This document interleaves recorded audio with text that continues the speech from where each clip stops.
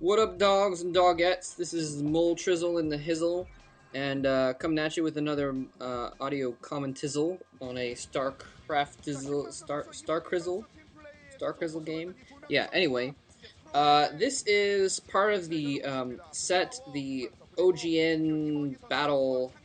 Um, it's OGN team battle thing basically. It's just kind of a random excuse for more games where basically they're pitting members of the OGN Sparky's team against each other just for fun. And this is game 5 actually of the set, but it doesn't really matter because the outcomes of the games don't have any effect on the other games. Color is doing a couple of games from this set, by the way. And so this is Flower versus Spear is going to be this game right there. There's a picture of Spear on their screen, if this is synced correctly. There's his Protoss Nexus. And this is going to be an interesting matchup because these two guys are basically teammates. They formed one of OGN's teams, one of their primary teams for this last Pro League season. This is kind of like, I was thinking about this, some of you guys won't get this, but some of you will appreciate it, hopefully. This is kind of like Naruto versus Sai, okay, in the Naruto manga, or anime, if you'd like, the Naruto series. So basically, like, Flower is like Naruto, right? And I guess Justin would be like Sasuke. So they used to be teammates, but now they don't team up anymore. And so Spear is like Sai. He's the new teammate that's come into things. So they've been working pretty well together, but they don't have the same history that that Flower and Justin have, or Flower or Naruto and Sasuke, if you will. So anyways, but there's always been a lot of tension between Naruto and Sai, and so it's not surprising that they've decided to settle this on the battlefield of Andromeda. Anyway, so we got Flower here going for. Oh, this is also kind of like well, never mind. I was going to talk about this ninja movie that I watched once, which was awesome. I don't know if I should spoil it or not, though. Although no one's probably ever seen it. Although I don't even remember the name of it, actually, so I can't even be like, go watch this movie and then come back, and you'll get the metaphor. But basically, okay, if you don't want a random ninja movie that doesn't have a name spoiled, then stop listening for about 30 seconds here, okay? So basically, there was this movie, it was hardcore. Basically, there's these ninjas, they're training to be this elite task force to take down government corruption or something like that, and they're training out in the forest, and there's like a group of 8 of them, and at one point the master, he says, alright, today your training is nearly complete. I want you to pick who amongst your teammates is your favorite. Who's your best friend on this team? And they all pick someone, and then he says, alright, I'm going inside the house. Only one of each pair of you can come back in alive. He tells them they have to kill each other. They have to go ahead and kill each other, and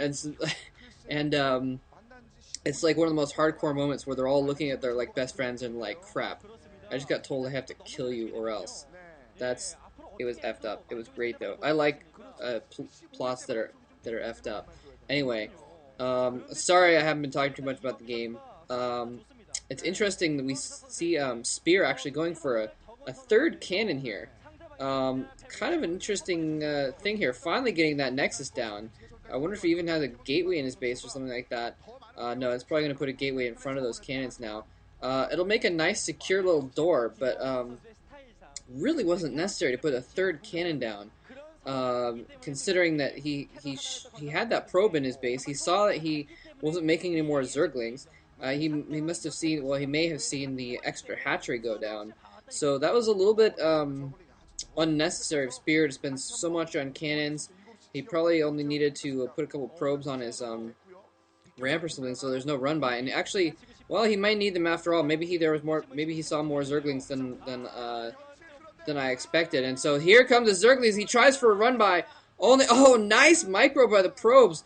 Only 2 Zerglings getting in there. So I'm sorry, I'm completely wrong there. I'm like, oh, he didn't need to build so many cannons, and then, like, of course, he needs all the cannons. But yeah, anyway. But point being, usually, in my defense, programmers usually try and spend as little as possible, um, on their door, and so they don't build any more cannons than are absolutely necessary. Um, Usually, if there's a situation like that, they'll still only build 2 cannons, and they'll just build that gateway in front a little bit sooner, and then they'll put a few probes on the ramp or something like that to try and block. Um, so yeah, a little bit strange at the very least. Um, but in any case, I wonder if he killed that Zergling. Usually you want to keep that Zergling alive. When you do that run by, obviously you're trying to get enough Zerglings in there to make a successful attack and kill off some probes. He was not successful in that. Some really nice probe micro by Spear managed to keep all but 2 Zerglings out, and so he only had a couple Zerglings in there. He lost one to a probe. In that situation, you can't do much with 1 Zergling, so you want to keep it alive as a scout and run it around and see what you can find out.